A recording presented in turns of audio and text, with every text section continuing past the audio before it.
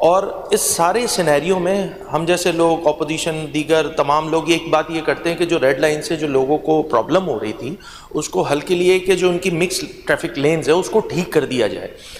3 साल से हम ये बात कहते हुए आ रहे थे, मिनिस्टर साहब भी मौजूद हैं, और फिर अचानक ये होता है कि अचानक इंटरवेंशन होती है सीएम साहब की। अब मैं आ रहा हूँ क्वेश्चन पे स्पीकर साहब, वो सिर्फ तमीद बांध रहा था, तमीद ना करें ना, क्वेश्चन पूछे, तमीद बांध रहा था सर, क्वेश्चन पूछे। मैं क्वेश्चन पे आ जाता हूँ, सीधा आ जाता हूँ क्वेश्चन पे। ऐसा क्या काम किया सीएम साहब ने कि मिक्स ट्रैफिक लेन्स जो है वो बनना शुरू हो गई? वो काम जो मिनिस्टर ट्रांसपोर्ट जो है वो पिछले 3 साल से नहीं कर पा रहे थे। एक छलांग ने जो है वो सीएम साहब के 3 महीने में जो आज मिक्स ट्रैफिक लेन की सूरत हाल है वो 3 साल से जो कराची वाले भुगत रहे हैं उससे कहीं बेहतर है। FWO काम करने आए, सीएम साहब आए, उन्होंने विजिट किया, ये सारी चीजें ठीक होने लग गई। तो मुझे ये नहीं समझ में आ रहा कि जो ट्रैफिक डिपार्टमेंट है या मिनिस्टर साहब हैं वो बताएं कि वो कौन से अवामिल हैं जो सीएम साहब ने कर लिए आप और आपका डिपार्टमेंट नहीं कर सका, उसकी जरा मुझे डिटेल बता दें। थैंक यू जी मिनिस्टर साहब। सर, जो रेड लाइन BRT की बात की, रेड लाइन BRT के बहुत बड़े इश्यूज थे और वो इश्यूज जो हैं वो उसमें कुछ, जिस वफाकी हुकूमत में आप मौजूद हैं उसकी भी कुछ मेहरबानियां थी कि जी अचानक आप देखें कि डॉलर का रेट कहाँ से कहाँ पहुंच गया। सर मैं गुजारिश करूंगा कि आप सुन लें ऑपोजिशन लीडर साहब, अब आप अगर सवाल साहब अपनी सीट पे चले जाएं। जी जी, जिस साहब अपनी सीट पे जाएं। वफाकी हुकूमत का आप हिस्सा थे, उसके बाद फिर आपको पता होना चाहिए कि जिस तरीके से डॉलर का रेट अचानक बढ़ा, तो डॉलर का रेट जो बढ़ा तो उसका इम्पैक्ट सर सिर्फ किसी एक रेड लाइन BRT में नहीं आया, पूरे पाकिस्तान में जितनी भी कंस्ट्रक्शन रिलेटेड एक्टिविटीज थी, सरकार की हो या प्राइवेट हो, उन सब पे वो इम्पैक्ट आया। अब वो जब इम्पैक्ट आया तो दोनों लॉट्स पे हमारे पास कॉन्ट्रैक्टर्स के साथ हमारे डिस्प्यूट हुए। दर उन्होंने कहा कि जी हमें इतने पैसे बढ़ा के दें, हमने कहा ये नहीं बढ़ा के दे सकेंगे। आज मैं तफसीली जवाब दूंगा, थोड़ा गौर से सुनिएगा इसको। फिर उसके बाद एज पर कॉन्ट्रैक्ट एक डिस्प्यूट बोर्ड बनाया गया है। डिस्प्यूट बोर्ड ने फैसले दिए कॉन्ट्रैक्टर के फेवर में, जो कि बिलियंस ऑफ रुपीस के फर्क थे। सिर्फ एक लॉट में उन्होंने कहा डिस्प्यूट बोर्ड ने कि 9 अरब रुपए बढ़ा के दे दिए जाएं एक कॉन्ट्रैक्टर को एक लॉट में। दूसरे ने भी कहा जी 7-8 अरब रुपए बढ़ा के दे दिए जाएं। तो हमारे पास बहुत आसान काम था, सरकार का पैसा था, हमारा पैसा नहीं था, जेब में से जा रहा था। हम बोलते बेटे 9 अरब दे दें, हमने कहा नहीं।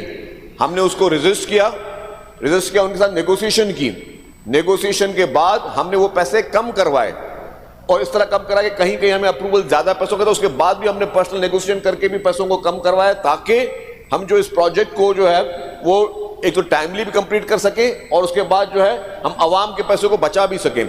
उसके बावजूद जब कॉन्ट्रैक्टर्स नहीं मान रहे थे तो एक तो उसके बाद डिले हुई, उसके बाद कॉन्ट्रैक्ट जो है वो उसको टर्मिनेट किया गया। टर्मिनेट करने के बाद सिंध गवर्नमेंट ने जो है वो FWO से रब्ता किया। सर FWO से रब्ता पर्सनली मैं खुद बता रहा हूँ कि मैं सबसे पहले FWO से बात मेरी हुई थी, उनसे मीटिंग हुई और फिर हमने ये पूरे सूरत हाल सीएम साहब के पास रखी कि अब हमारे पास और कोई चारा नहीं है कि हम FWO के जरिए ही इस मिक्स ट्रैफिक लेन को काम कर, जिसमें भी दिन रात काम चल रहा है। तो ज़रा कॉन्ट्रैक्टरों ने उन्होंने अपने पैसों के लिए ज़रा वो काम को स्लो कर रखा, लेकिन इसके अलावा सिर्फ ये इशू नहीं था। मेन यूटिलिटीज़ हैं, आज दिन तक आपने कहा कि जी इसमें डिले हो रही है और ये पहले कंप्लीट होना चाहिए था। आज दिन तक यूटिलिटीज ट्रांसफर में हमें फेडरल गवर्नमेंट की तरफ से प्रॉब्लम्स आ रहे हैं। आज हम बात करें, आप मेरे साथ चलें, सुई गैस की आज भी जो है वो उनकी यूटिलिटीज जो है शिफ्ट नहीं हुई है। तो जारी फेडरल गवर्नमेंट को इदारे इस तरह से कभी के इलेक्ट्रिक के यूटिलिटीज ट्रांसफर के इशू हो, कभी जो है वो आपके वाटर बोर्ड के इशू हो, कभी बाकी इशूज हो। असल में मसला सर क्या है कि किसी भी, अब ये शाहरा भुट्टो है वो 22 तारीख को खुलने जा रही है। अल्हम्दुलिल्लाह एक बहुत बड़ा प्रोजेक्ट है 39 किलोमीटर्स का, जो कि गेम चेंजर है पूरे सूबे के लिए, पूरे पाकिस्तान के लिए गेम चेंजर है वो। और वो टाइमली बन गई, क्यों बनी कि वो सारा आप बार से सारा काम कर रहे थे। किसी भी थिकली पॉपुलेटेड एरिया में आप आज कोई भी काम शुरू करने जाओगे, it is not an easy job, it's very difficult job. मतलब हुकूमत के लिए तो बहुत आसान था, हुकूमत के लिए बहुत आसान था कि हम लोग जो है सिर्फ बसें खरीद लेते, जिस तरह पीपुल्स बस सर्विस शुरू किए और बसें चला देते, तो हमें यह कोई हासिल ही नहीं करना पड़ता। ये जो BRTs बनाई जाती हैं, इस तरह की चीजें, जितने भी बड़े बड़े दुनिया के तरक्की याफ्ता ममालिक हैं या बड़े बड़े मेट्रोपॉलिटन सिटीज हैं, इनमें फ्यूचरिस्टिक अप्रोच के साथ ये चीजें बनाई जाती हैं। हुकूमत के पैसे भी नहीं लगते। आप 8-10 अरब रुपए में अपनी पूरी यूनिवर्सिटी रोड और ये जो 26 किलोमीटर है आपका 8-10 अरब रुपए में आप बना के बसें चलती रहती, लेकिन नहीं, हुकूमत ने कहा कि जी हमने आगे की सोचनी है, फ्यूचर की बात करनी है कि जी आज जो ट्रैफिक कंजेशन है फ्यूचर के लिए जो है उस पर हमें क्या करना चाहिए। तो इसीलिए जो है वो BRTs बनाई जा रही है ताकि आपने हमारा टाइम गुजर जाएगा, उसके बाद जो हमारे आइंदा जनरेशन है उनको वो सफरी सहूलियात मौजूद हो। और दुनिया में बड़े बड़े शहरों में ये चीज़ें इसीलिए ही की जाती हैं कि हम लोगों को सफरी सहूलियात मुहैया करें। तो उसमें मैंने जिस तरह कहा कि यूटिलिटीज ट्रांसफर के इशूज़ थे, हमारे डेपोज की पोजीशन के इशूज़ थे। डेपोज की पोजीशन हमें जो पहले मिलनी थी, हमें समझे कि कोई एक हफ्ता पहले डेपो की पोजीशन मिली है। तो वो सारे इश्यूज थे हमारे जिसकी वजह से इस प्रोजेक्ट को डिले हुई। लेकिन इस प्रोजेक्ट के डिले करने में कहीं से कोई बदनीयती, कहीं पे कोई सुस्ती या सुस्रफी नहीं की गई। ये जो कॉन्ट्रैक्ट टर्मिनेट किया उसके बाद जो काम किया, ये भी कोई इजी फैसला नहीं होता है। आपको मैं एक बात बता दूं, ये जो फैसला हमने किया है कॉन्ट्रैक्ट टर्मिनेट करने का, इसके भी हमें पता है कि फ्यूचर में खुदा ना खास्ता इसके आफ्टर इफेक्ट्स आ सकते हैं, क्योंकि जिनके हमने कॉन्ट्रैक्ट टर्मिनेट किए हैं वो लोग डिफरेंट आर्बिट्रेशन में भी जाएंगे। हो सकता है खुदा ना खास्ता वो हो सकता है कि वो इंटरनेशनल आर्बिट्रेशन में भी जाएं, तो उसकी भी जो इम्प्लीकेशन आएंगी वो आएगी। लेकिन हमने गवर्नमेंट ने, चीफ मिनिस्टर साहब ने, गवर्नमेंट ने ये फैसला किया कि सबसे पहले हमें सहूलत देखनी है यहाँ के लोगों की, कि यूनिवर्सिटी रोड पे जिस तरीके से लोगों तकलीफ ले रहे, तो हमें उसके लिए वो कुछ सख्त और कड़वे फैसले करने पड़े। और सख्त कड़वे फैसले करना जो है वो उसके बाद ही हमने ये फैसला किया। लेकिन अगर आप समझते हैं कि जी जहाँ पे डिले आए हम सिर्फ कॉन्ट्रैक्ट टर्मिनेट करके आगे चलते रहें, तो वो उस चीज़ का सोल्यूशन नहीं है। लेकिन ये गवर्नमेंट ने ये पूरा फैसला सोच समझ के किया, पब्लिक की भलाई में किया, आवाम की भलाई में किया। और हमारा मकसद यही है कि हम किसी भी तरीके से जो है इस प्रोजेक्ट को टाइमली कंप्लीट करें। नेक्स्ट क्वेश्चन में पूछ लीजिएगा। Question number 523 doctor Fauzia Hamid साहिबा। बहुत शुक्रिया स्पीकर साहब। Question number 523। आंसर में बी टेकिंग एज रेड। इसमें सप्लीमेंट्री है लगता है। सर सप्लीमेंट्री तो पहले में भी था, लेकिन वो नहीं प्लीज आप पूछें। सर इसमें ये है, मेरा पहला सप्लीमेंट्री क्वेश्चन ये है कि पीपल्स बस सर्विस पिंक बस और इलेक्ट्रिक बस मंसूबों में ख़रीदी गई जो बसें हैं उनके टेंडर्स में किन कंपनीज़ को जो है शामिल किया, उसमें लोअर बिडर जो था वो कौन था, और जो प्रोक्यूरमेंट के जो रूल्स हैं इसके मुताबिक क्या इस मुआहदे को पब्लिक किया गया था कि नहीं? सर जितने भी ये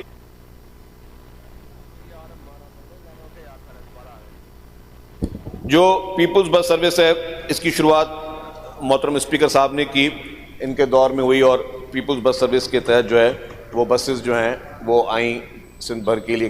पहले फेज़ में कराची और लाड़कानों के लिए वो बसेस आई थी।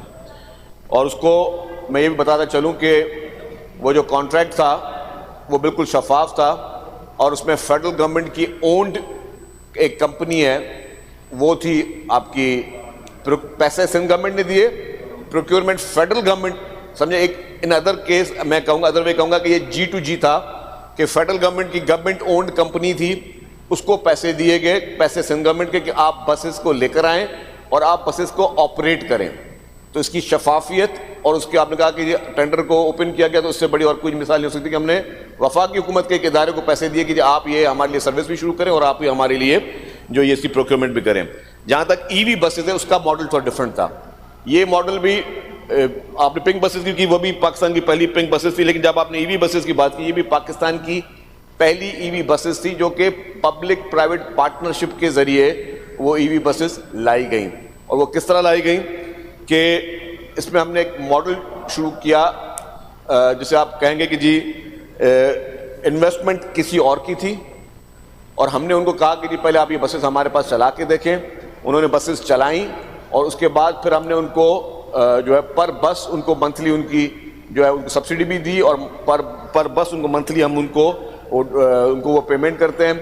उसको फिर जो केयर टेकर कैबिनेट है उसने भी उसको इंडोर्स किया, फिर हमारी गवर्नमेंट ने उसके कैबिनेट में इंडोर्स किया।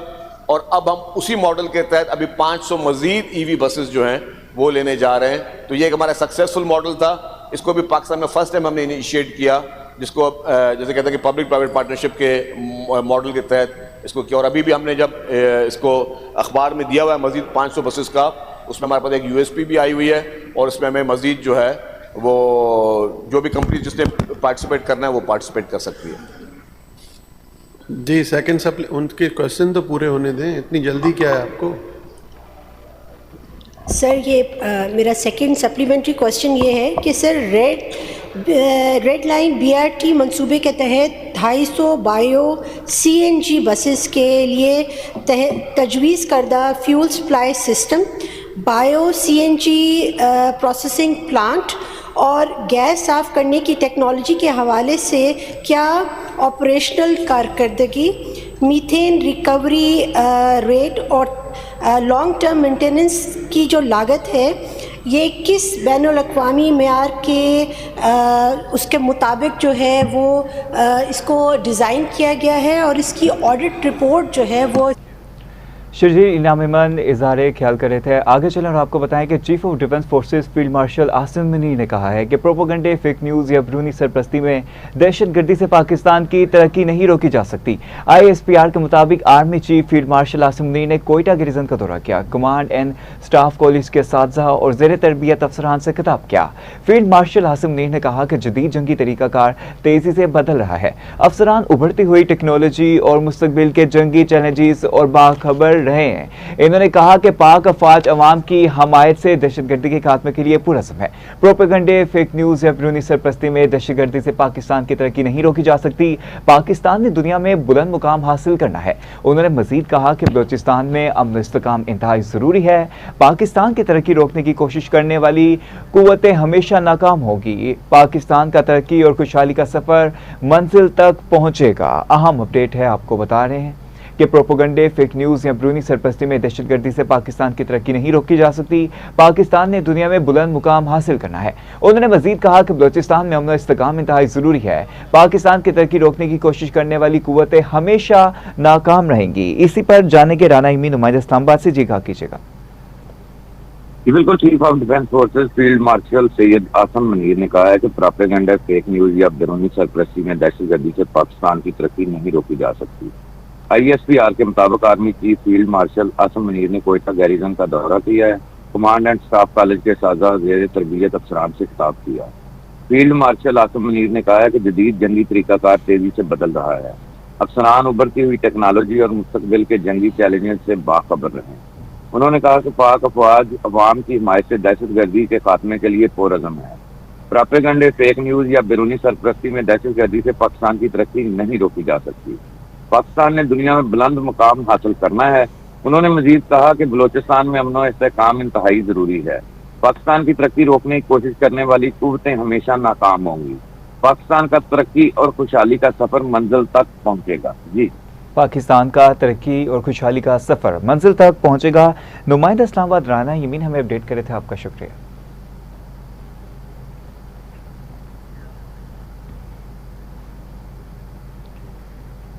आगे चलें और आपको बताएं कि वज़ीर-ए-आज़म शहबाज शरीफ एक रोज़ा दौरे पर कोयटा पहुंच गए।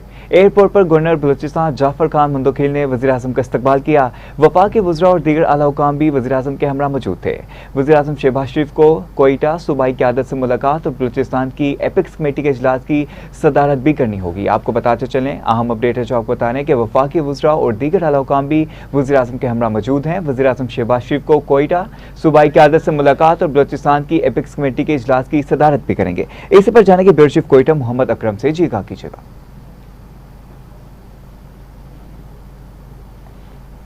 आपको बताते चलें कि वज़ीर-ए-आज़म शहबाज शरीफ कोयटा में सूबाई क़यादत से मुलाकात और बलूचिस्तान की एपिक्स कम्युनिटी के इजलास की सदारत भी करेंगे। इसी पर जाने के ब्यूरो चीफ कोयटा मोहम्मद अकरम से जी मोहम्मद अकरम आगाह कीजिएगा।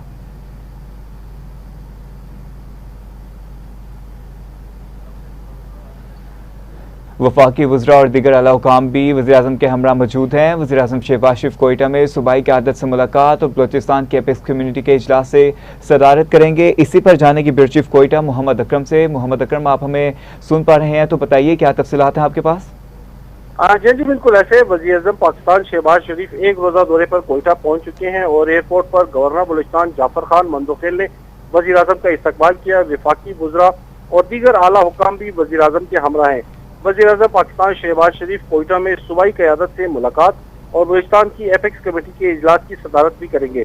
इस हवाले से जो हमारे साथ मजीद मालूमात सरकारी ज़राए ने शेयर किए हैं, इस हवाले से बताया जा रहा है कि वज़ीर-ए-आज़म पाकिस्तान शहबाज शरीफ इस एक रोज़ा दौरे के दौरान जो है ना एपेक्स कमेटी के इजलास के साथ साथ दीगर जो है ना पार्टी के अमूर के हवाले से भी आला सतही इजलास की सदारत भी करेंगे। जी, मुलाकात और बलूचिस्तान की एपिक्स कमेटी के इजलास की सदारत भी करेंगे। ब्यूरो चीफ कोयटा मोहम्मद अकरम हमें अपडेट कर रहे थे, आपका शुक्रिया।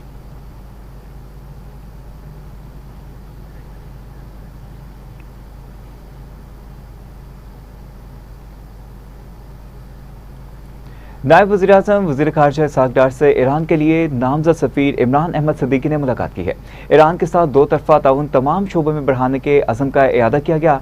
दफ्तर ख़ारिजा के मुताबिक नायब वज़ीर-ए-आज़म इसहाक़ डार ने पाकिस्तान और ईरान के सकाफ़ती और बरादराना ताल्लुकात को उजागर किया है। दो तरफ़ा ताउन को तमाम शोबों में वुसअत देने के पाकिस्तान के पुख्ता अज़म का इयादा किया। इसहाक़ डार ने कहा कि ईरान के साथ तजारती, अवामी राबत और इलाकाई ताउन के शोबों में ताउन को फ़रोग़ देना चाहिए। पाकिस्तान और ईरान के दरमियान गहरे तारीख़ी, सकाफती और बरादराना ताल्लुकात हैं। नायब वज़ीर-ए-आज़म ने कहा कि पाकिस्तान दो तरफ़ा ताउन को मज़ीद वुसअत देने के लिए पुख्ता अज़म रखता है। करीबी राब्ताकारी और बाहमी अफ़ाम व तफ़हीम के ज़रिए दो तरफ़ा राबत में मुस्बत पेशरफ़्त के तसलसल की अहमियत पर जोर देते हैं। तर्जुमान दफ्तर ख़ारिजा ने बताया कि इसहाक़ डार ने इलाकाई अमन, मुकालमे और इस्तेहकाम के फ़रोग़ में पाकिस्तान के तमरी और ज़िम्मेदाराना किरदार को उजागर किया।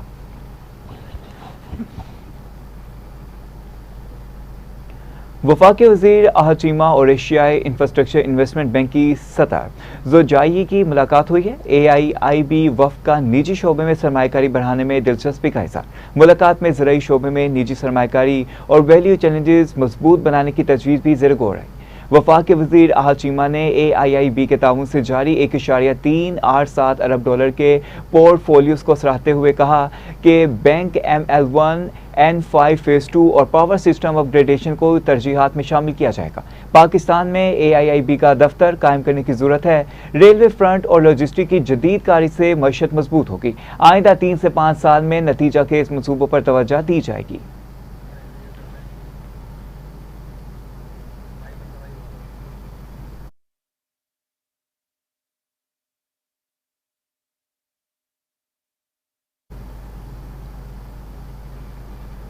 पाकिस्तान समेत 10 ममालिक ने गजा के शहरियों के लिए इमदाद ले जाने वाले ग्लोबल समूट फ्लोटीला पर इसराइली हमलों की शदीद तरीन अल्फाज में मजम्मत की है।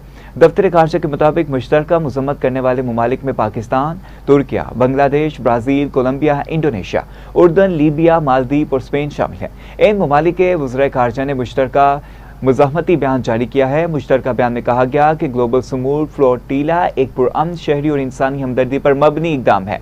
इसका मकसद फ़लस्तीनी अवाम की संगीन इंसानी मुश्किलात की जानिब आलमी तवज्जो मबजूल करवाना है। वज़ीर ख़ारिजा ने बैनुल अक़वामी पानियों में साबका फ्लोटेला पर इसराइली कार्रवाइयों पर शदीद तशवीश का इज़हार किया। उन्होंने शहरी कश्तियों और इंसानी हुकूक के कारकुनान को निशाना बनाने वाली मुसलसल इक़दामात की मज़म्मत की है। वज़ीर ख़ारिजा ने फ्लोटेला में शामिल शहरी शुरका की हिफाजत और सलामती पर गहरी तशवीश का इज़हार किया और कहा कि कश्तियों पर हमले और कारकुनान की मनमानी गिरफ्तारी और बैनुल अक़वामी कानून और बैनुल अक़वामी इंसानी कानून की खुली खिलाफ वर्जी है।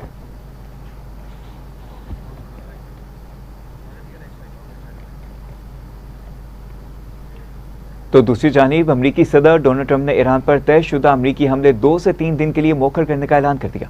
अमरीकी सदर डोनाल्ड ट्रंप ने सोशल मीडिया पोस्ट में कहा कि कतर, सऊदीया, UAE ने दरख्वास्त की है कि हम ईरान पर हमले का मंसूबा मौखर कर देंगे। अरब मीडिया की रिपोर्ट के मुताबिक मौखर करने का फैसला किया गया। सदर ट्रंप ने यह कहा कि अरब रहनुमा समझते हैं कि इस वक्त संजीदा मुज़ाकरात जारी हैं और इनकी राय में ऐसा मुआहदा तय पाया जाए जो दुनिया भर के लिए काबिल कबूल हो। रहनुमा समझते हैं कि मुआहदे में नहायत अहम नुकता यह होगा कि ईरान के पास जोरी हथियार नहीं होंगे। डोनाल्ड ट्रंप ने मजीद कहा कि हम आज ईरान पर तयशुदा हमला नहीं करेंगे। मैंने हुकाम को हदायत की है कि अगर कोई काबिल कबूल मुआहदा ना हो सका तो ईरान पर मुकम्मल और बड़े पैमाने पर हमले के लिए कोई रास्ता इख्तियार करेंगे। डोनाल्ड ट्रंप ने वाशिंगटन में तकरीब से खिताब करते हुए कहा कि ईरान पर हमला 2 से 3 दिन के लिए मौखर किया। तेहरान के पास वक्त बहुत कम है। अगर ऐसी डील हो कि ईरान न्यूक्लियर हथियार हासिल ना करे तो हम शायद मुतमईन हो जाए। ऐसा लगता है कि ईरान से डील होने का अच्छा मौका है।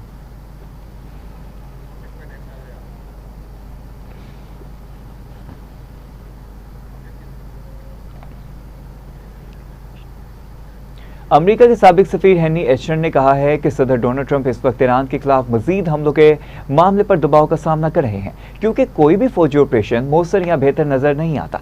हेनरी एशनर ने अल जजीरा से गुफ्तगू करते हुए कहा कि अगर ट्रंप बड़े पैमाने पर कार्रवाई करते हैं तो वो नाकाम हो जाती है, यानी ईरान अपने रवैये में कोई तब्दीली नहीं लाता तो इन्हें शदीद तनकीद का सामना करना पड़ेगा। उन्होंने कहा कि अगर वो महदूद कार्रवाई करते हैं तो फिर भी इन्हें तनकीद का सामना होगा। एक तरफ जंग मुखालिफ हल्कों की जानिब से और दूसरी तरफ अपने बयान हामियों की तरफ से जो चाहते हैं कि काम मुकम्मल किया जाए। साबिक सफीर ने कहा कि अगरचा ट्रंप अवामी सतह पर यह जाहिर कर रहे हैं कि इनके पास मज़ीद फौजी कार्रवाई का इख्तियार मौजूद है, लेकिन हकीकत यह है कि ऐसा कोई कदम गालिबन ज़्यादा मौसर साबित नहीं होगा, जबकि इसकी कीमत बहुत बड़ी पड़ सकती है। उन्होंने मज़ीद कहा कि मेरे ख्याल में अब फौजी हमलों के इम्कानात पहले के मुकाबले में बहुत कम हो गए हैं।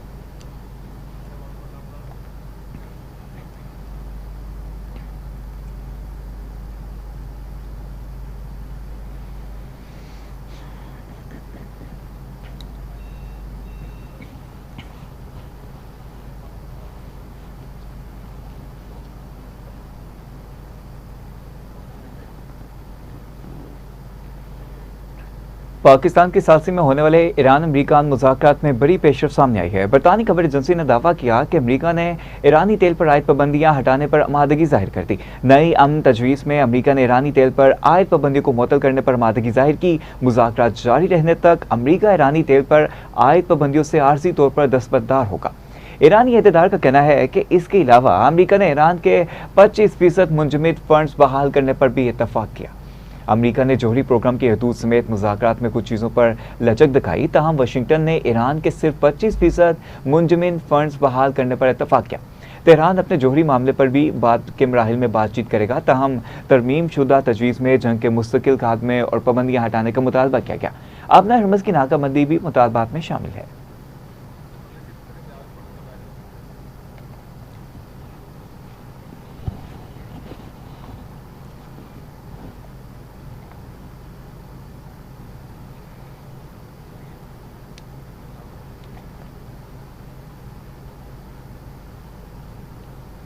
चेयरमैन पाकिस्तान पीपल्स पार्टी बिलावल भुट्टो जरदारी की 5 रोज़ा दौरे पर लाहौर आमद। गवर्नर पंजाब सरदार सलीम हैदर खान ने इस्तकबाल किया।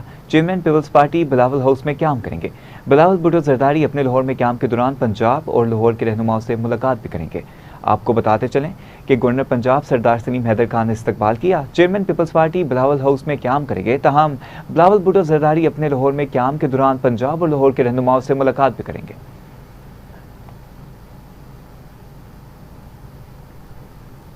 तो दूसरी जानिब चीन में पाकिस्तान के सफ़ीर खलील हाशमी को चीनी वज़ीर ख़ारजा वांग यी की जानिब से बेहतरीन डिप्लोमेट मेडल से नवाज दिया गया है। वज़ारत ख़ारजा बीजिंग में मुनक़िदा एक ख़ुसूसी तकरीब में खलील हाशमी को यह तमगा पेश किया गया। इन्हें यह एज़ाज़ गैर मामूली सफ़ारती सलाहियतों और पाक चीन ताल्लुकात को मजबूत बनाने में अनमोल शराकत के एतराफ़ में दिया गया। सफ़ीर खलील हाशमी चीन में खिदमात अंजाम देने वाले पहले पाकिस्तानी सफ़ीर बन गए जिन्हें यह एज़ाज़ मिला है। उन्होंने चीनी क़यादत का शुक्रिया अदा करते हुए ये अवार्ड अपनी टीम के अरकान, खानदान और दोनों ममालिक की सफारती खिदमात को वक्फ किया।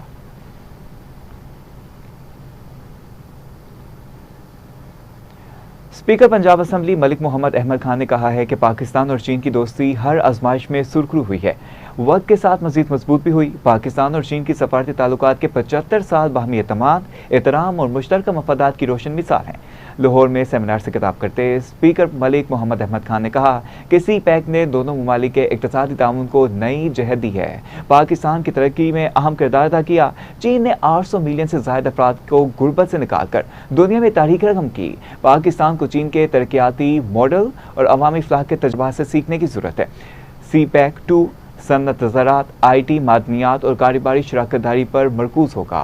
खुसूसी इक़्तिसादी जोन्स और ML1 मनसूबा पाकिस्तान की माशी तरक्की के लिए नागुज़ीर हैं। And force in the making of the world history. And trust me, this remains even after 81 years the sole reason to believe in that this is what the people do. Governments are for the people. Definition of democracy by the people and for the people, but governments are for people. Governments are made for people to facilitate them to engage in many things which the people actually wants. They mandate the governments to do that. And Chairman Mao's wisdom 81 years before is today even a textbook reasoning for every progress which any nation can make. अब आपको बताते हैं कि Lahore high court में DPO कसूर के खिलाफ तौहीन अदालत की दरख्वास्त पर समाअत हुई, जिसे अदालत ने रिपोर्ट की रोशनी में निपटा दिया। चीफ जस्टिस आलिया नीलन ने दरख्वास्त पर समाअत की, जबकि अदालती हुक्म पर डीपीओ कसूर आफ्ताब पहलवान अदालत में पेश हुए। समाअत के दौरान चीफ जस्टिस आलिया नीलन ने डीपीओ कसूर से इस्तफसार किया कि क्या आप नामुकम्मल रिपोर्ट जमा करवाते हैं। चीफ जस्टिस ने रिमार्क्स दिए कि आप कैसे रिपोर्ट जमा करवाते हैं। इसी पर जाने के नुमाइंदा लाहौर यासिर अब्बासी से। जी यासिर अब्बासी, बताइएगा ये क्या मामला है। जी बिल्कुल, लाहौर हाई कोर्ट में डीपीओ कसूर के खिलाफ तौहीन अदालत की दरख्वास्त पर समाअत हुई, जिसे अदालत ने रिपोर्ट की रोशनी में निपटा दिया। चीफ जस्टिस आलिया नीलम ने दरख्वास्त पर समाअत की, जबकि अदालती हुक्म पर डीपीओ कसूर आफ्ताब पहलवान अदालत में पेश हुए। समाअत के दौरान चीफ जस्टिस आलिया नीलम ने डीपीओ कसूर से सवाल किया कि आप क्यों नामुकम्मल रिपोर्ट जमा करवाते हैं। चीफ जस्टिस ने रिमार्क दिया कि आप कैसे रिपोर्ट जमा करवाते हैं। इसमें ना तो रेफरेंस, ना तारीख और दीगर तफसीलात भी दर्ज हैं। अदालतें महज खदशात पर काम नहीं करती। चीफ जस्टिस साहिबा ने कहा कि डीपीओ की रिपोर्ट नामुकम्मल थी। इस मौके पर असिस्टेंट एडवोकेट जनरल ने अदालत को बताया कि जल्दबाजी में जवाब जमा करवाया गया, जिसके बायस दरख्वास्त निपटने से मुतल्लिक खत रिपोर्ट के साथ मुंसलिक नहीं किया जा सका। डीपीओ कसूर आफ्ताब पहलवान ने अदालत को बताया कि मुतल्लिका दरख्वास्त पर 11 अगस्त 2020 को फैसला हो चुका था। बाद अज़ां डीपीओ कसूर ने अदालत से माजरत करते हुए आइंदा मुताद रहने की क़यामदनी करवाई, जिस पर अदालत ने दरख्वास्त निपटा दी। जी, अदालत से माजरत करते हुए आइंदा मोहतात रहने की यकीन दहानी करवाई, जिस पर अदालत ने दरख्वास्त निपटा दी। नुमाइंदा लाहौर यासिर अब्बासी में अपडेट करे थे, आपका शुक्रिया। सूबाई वजीर बल्दियात ज़िशान रफ़ीक की ज़ेर सदारत इजलास हुआ। पंजाब डेवलपमेंट प्रोग्राम का जायजा लिया गया। सूबाई वजीर ने प्रोजेक्ट के लिए दरकार मशीनरी की वसूली शुरू होने पर इज़हार इत्मीनान करते कहा कि वज़ीर पंजाब मरीम नवाज ने बरसात से पहले ज़रूरी काम की तकमील का हुक्म दिया है। हैवी मशीनरी की आमद से अर्बन फ्लडिंग से निपटने में मदद मिलेगी। जहाँ ज़रूरी है वहाँ 2 शिफ्टों में काम जारी है। PDP की स्कीमों की बरवक्त तकमील की हर मुमकिन कोशिश करेंगे। ईद उल अज़हा की छुट्टियों के फ़ौरन बाद काम दोबारा शुरू करना होगा। इजलास में वज़ीर बल्दियात ने टफ टाइल्स के नमूनों का भी जायजा लेकर मंजूरी दे दी।